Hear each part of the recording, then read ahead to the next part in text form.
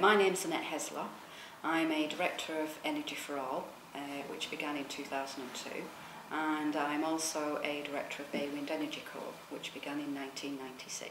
Can you tell us a bit about the origins of Baywind? How did this project come about? It originally came about by the landowner up at Harlekill near Ulverston.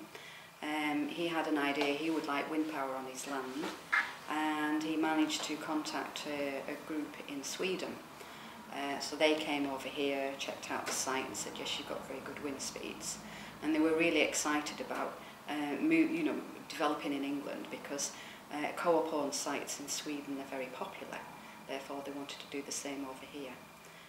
So they basically built the site, offered one turbine to the local community through the Baywind co-op.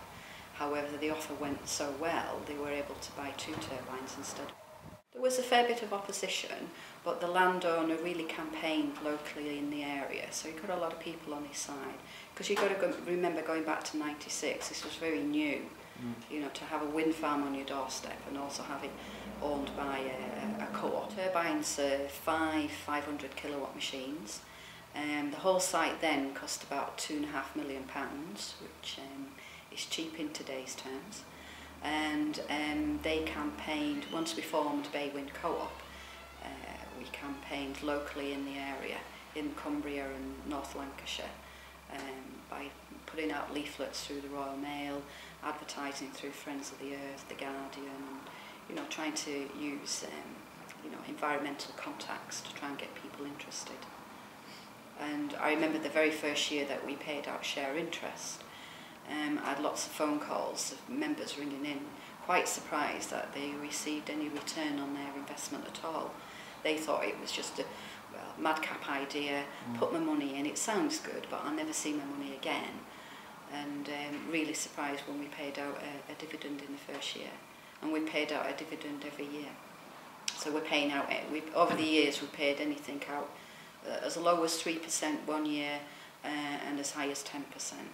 Energy4All came out of that original Baywind project? Yes, we had lots of people contacting us wanting to do the same as Baywind, and we wanted to replicate Baywind as well.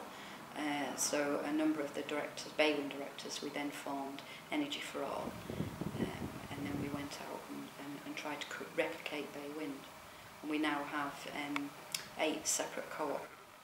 And the current Baywind site is being redeveloped at the moment, yeah?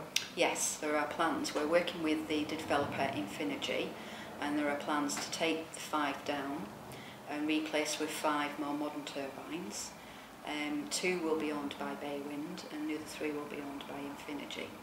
So the plans have been in since August last year. We're hoping for a determination date sometime in March this year. There's more modern turbines. Will they be larger?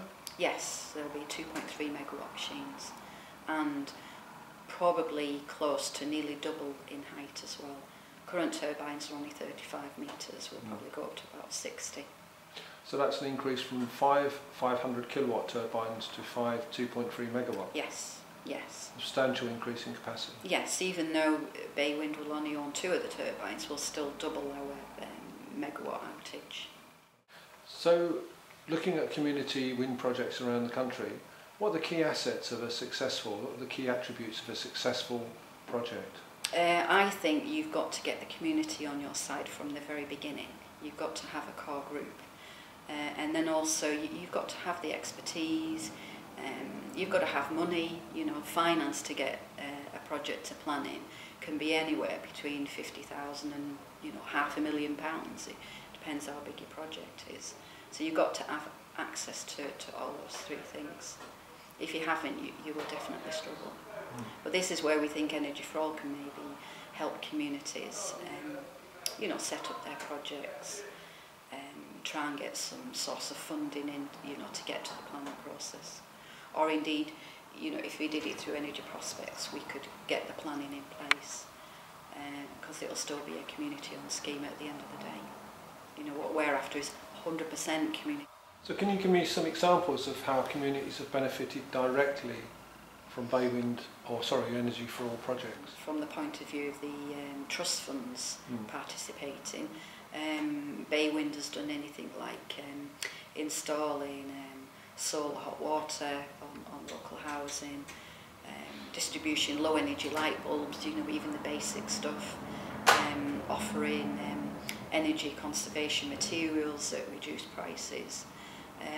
But there, you know, there's a lot more you can do, but as long as you have the funds going into the project. I mean, Baywind's trust only has a small amount each year, but once we repower, that will go up tenfold, because Infinergy have also agreed to pay into the trust fund as well from their 3 turbines.